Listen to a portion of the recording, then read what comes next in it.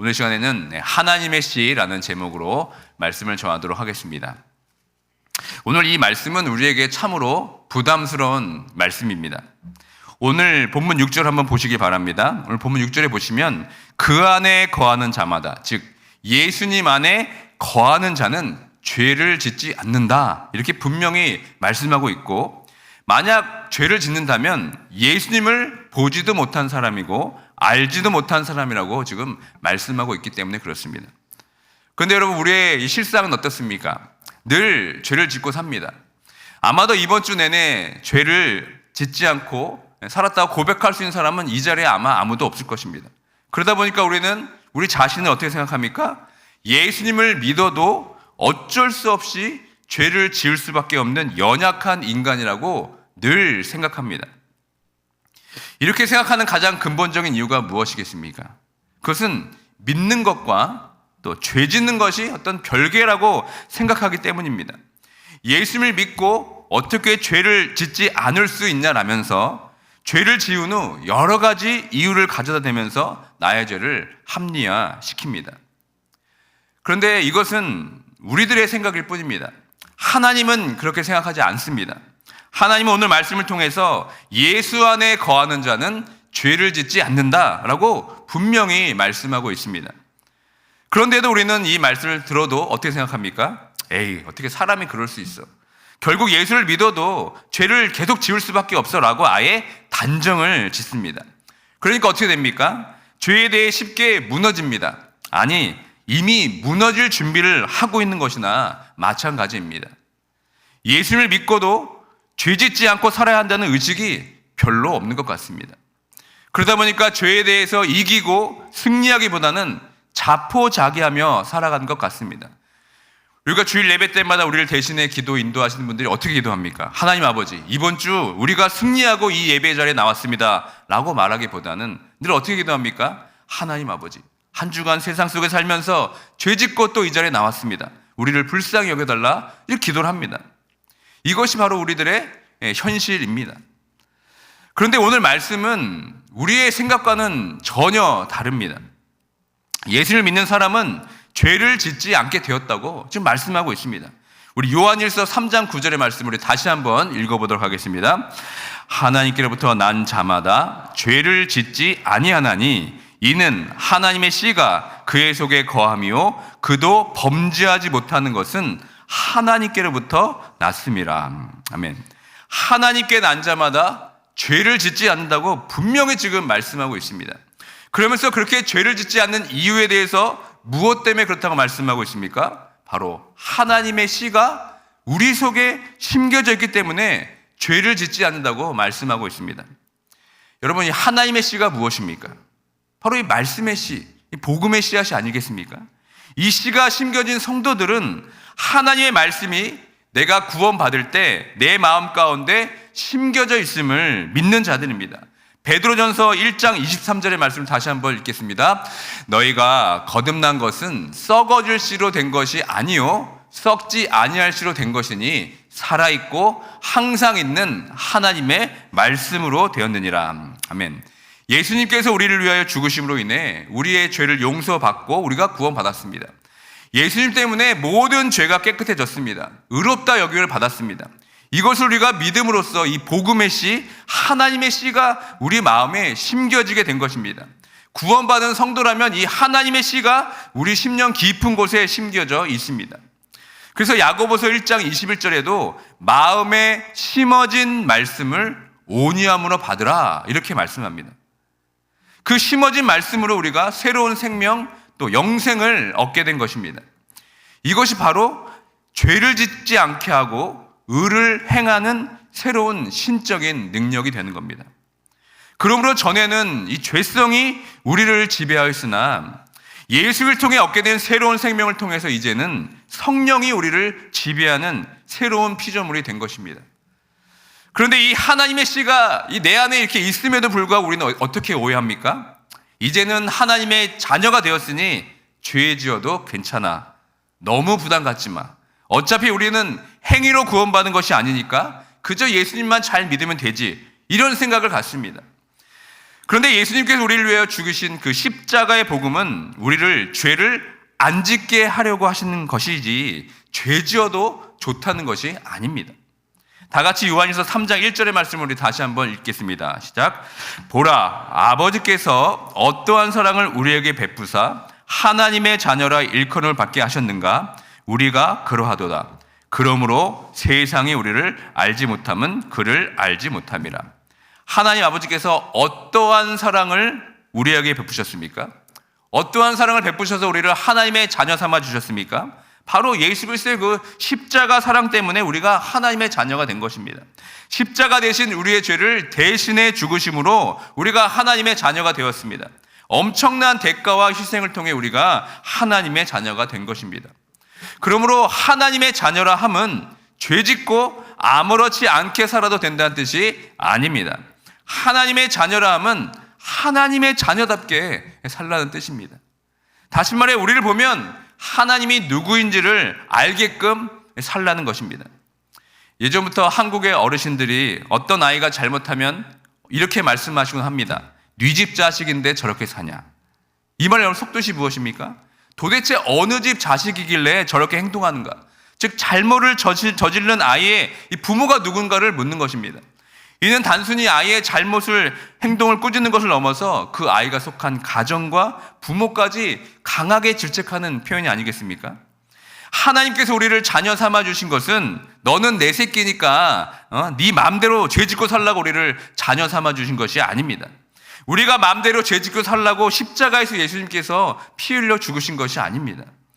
우리에게 하나님의 씨, 이 복음의 씨를 허락하신 것은 하나님의 자녀답게, 다시 말해 하나님을 영화롭게 하기 위해서 우리를 자녀 삼아 주신 것입니다.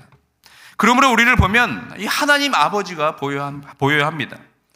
그런데 여전히 우리는 이런 생각합니다. 예수를 믿는다고 어떻게 죄 안 짓고 살 수 있겠나? 우리는 연약하니까 또 회개하면 또 용서받으면 되지. 또 예수를 믿으면 이미 다 용서받은 것이니까 회개하고 말 것도 할 것 없이 용서받은 줄 믿고 살면 되겠지. 여러분 이런 생각이 다 어디서 나는 것입니까? 다 같이 요한일서 3장 7절의 말씀을 함께 읽습니다. 자녀들아 아무도 너희를 미혹하지 못하게 하라. 의를 행하는 자는 그의 의로우심과 같이 의롭고. 그러니까 죄를 지어도 괜찮다고 생각하는 가르침에 대해 사도 요한은 지금 어떻게 말하고 있습니까? 미혹 이렇게 말합니다. 이 사단은 끊임없이 우리를 미혹합니다. 말씀을 교묘하게 변질시켜서 우리의 귀에 속삭입니다. 괜찮아. 사람이면 다 어쩔 수가 없는 거야. 예수님을 믿어도 그건 변하지가 않아. 이것이 여러분 바로 마귀의 미혹입니다. 미혹이란 단어는 헬라어 원문을 보면 플라나토라고 합니다. 그 뜻은 길을 잃어 제대로 갈 길을 찾아가지 못하는 모습을 나타날 때 이런 단어를 사용합니다. 그래서 속이다, 이탈하다라는 뜻이 바로 미혹이라는 뜻입니다.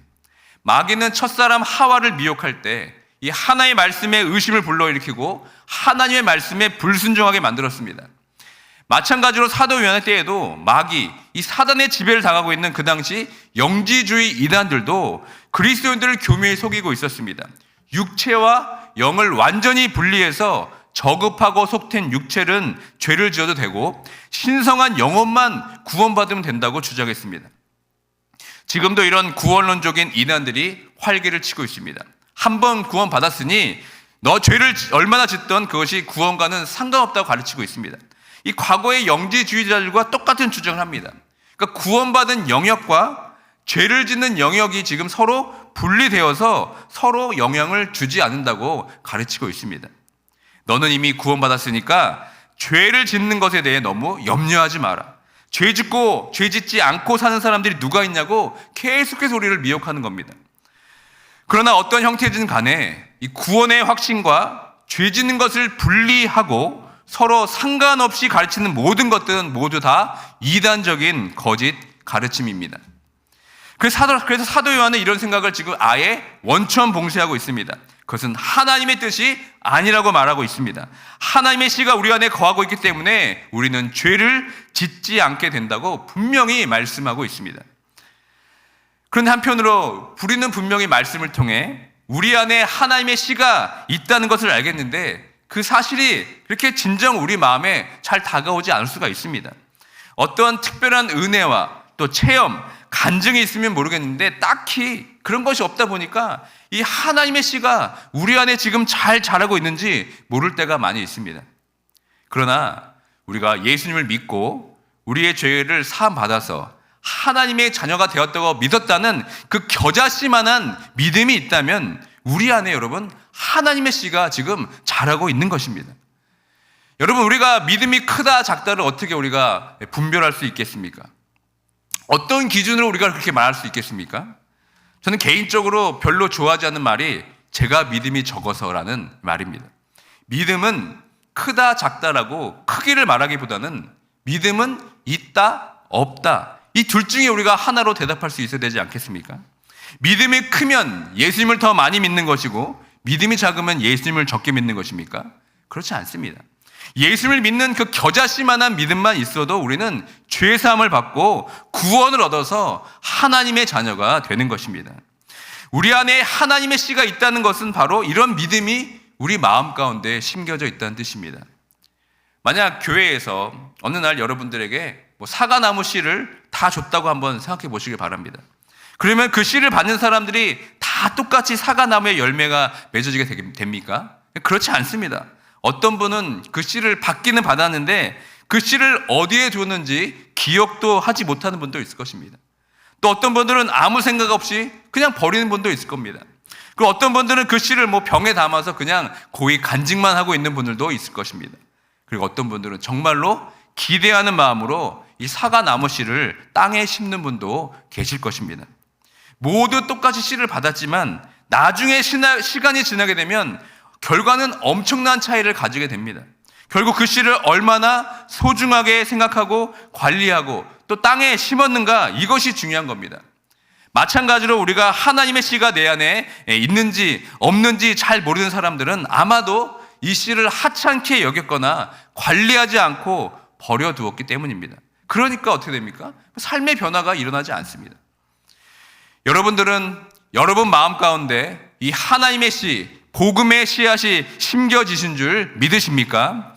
그렇다면 여자면 이제는 여러분 하나님의 씨를 잘 가꾸시길 바랍니다. 말씀으로 그 씨앗의 영양분을 풍성해 해주시고 기도의 눈물로 그 씨앗을 잘 자라게 하면 어느 순간 씨앗이 자라나서 싹이 나고 나무가 되고 열매 맺게 될 줄 믿습니다.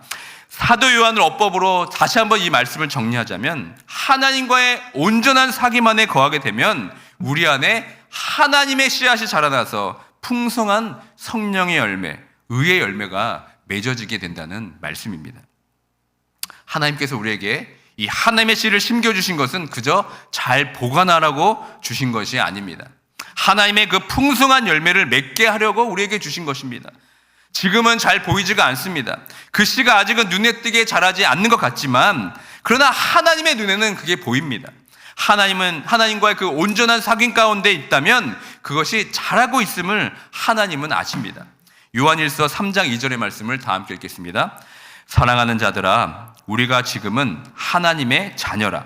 장래에 어떻게 될지는 아직 나타나지 아니하였으나 그가 나타나시면 우리가 그와 같은 줄을 아는 것은 그의 참모습 그대로 볼 것이기 때문이니. 지금은 보이지가 않고 잘하는 것 같지 않지만 예수님 앞에 서게 되는 그날 우리의 모습이 아마 그대로 드러나게 될 것입니다. 우리가 맺었던 열매들이 그때는 확실하게 예수님 앞에서 보게 되고 그 열매를 기쁨으로 맛보고 나누게 될 것입니다. 그래서 3절에 사도 요한이 이렇게 선포하는 것입니다. 다 같이 그런 기대와 소망을 가지고 우리 3절의 말씀을 다시 한번 봉독합니다. 주를 향하여 이 소망을 가진 자마다 그의 깨끗하심과 같이 자기를 깨끗하게 하느니라. 아멘. 이러한 장래의 소망을 가진 성도들은 가장 큰 특징이 있습니다. 그것이 무엇입니까? 죄를 떠나서 현재의 성결한 삶에 초점을 맞추며 살아갑니다. 지금은 희미하고 보이지 않을 수 있으나 예수님 앞에서 그 마지막 때에는 모든 것이 환하게 드러날 것입니다. 하나님의 씨앗이 얼마나 많은 열매를 맺게 되었는지 그때는 알게 될 것입니다. 이 하나님의 씨를 통해서 의의 열매, 성령의 열매들을 맺어주는 것을 기대하고 바라시는 모두가 되길 주님의 이름으로 축원드립니다. 혹시 이 자리에 반복되는 죄, 습관적인 죄를 묵인하면서 신앙생활을 하고 계시는 분들이 이 자리에 계십니까? 늘 죄에 넘어지는 것이 마치 당연한 것처럼 여기며 자기 연민과 자기 합리화의 이 죄의 굴레에서 벗어나지 못하는 분들이 계십니까? 이 시간 여러분 다시 한번 결단하시길 바랍니다. 예수님을 믿음으로 내 안에 하나님의 씨앗이 심겨져 있음을 믿고 더 이상 죄를 짓지 않겠다고, 그리고 더 이상 죄의 종, 노예가 되지 않겠다고 믿음으로 선포하는 이 시간이 되길 주님의 이름으로 축원드립니다. 예수 믿어도 소용없다. 예수 믿는 사람이 더하다. 예수 믿으나 믿지 않느나 똑같다. 이 얘기를 우리가 언제까지 들어야 되겠습니까? 왜 이런 이야기를 우리가 듣습니까? 바로 나 자신의 죄 때문에 그런 것이 아니겠습니까? 예수 믿고 분명히 변화가 돼야 되는데 그런 사람을 정말 찾아보기가 쉽지가 않습니다.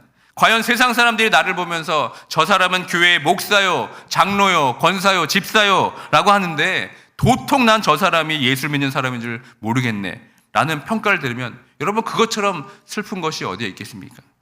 다시 한번 오늘 이 말씀을 통해 여러분 결단하길 원합니다. 더 이상 죄의 종이 아니라 하나님의 씨를 받은 복음의 증인으로서 하나님과 깊은 사귐의 교제를 통하여서 내 안에 심겨진 하나님의 씨앗이 결실하여 열매를 맺는 모두가 되길 주님의 이름으로 축원드립니다. 아멘. 이 시간 다 함께 말씀을 기억하며 기도하기 원합니다. 우리 안에 하나님의 씨, 하나님의 말씀이 심겨져 있음을 여러분 다시 한번 깨닫기 원합니다. 하나님께서 우리를 자녀 삼아주신 것은 죄를 짓고 맘대로 살라고 하신 것이 아닙니다. 하나님의 자녀답게 살라고 우리에게 하나님의 씨를 심어주신 것을 우리가 고백하기 원합니다. 다시 한번 죄에 넘어져 무너지는 삶을 멈추고 하나님의 자녀답게 거룩하고 성결한 삶을 통해 의의 열매, 성령의 열매를 이 땅에서 풍성히 맺으며 살아가기를 결단하는 우리 모두가 될 수 있도록 시간 다 함께 기도하며 나가도록 하겠습니다.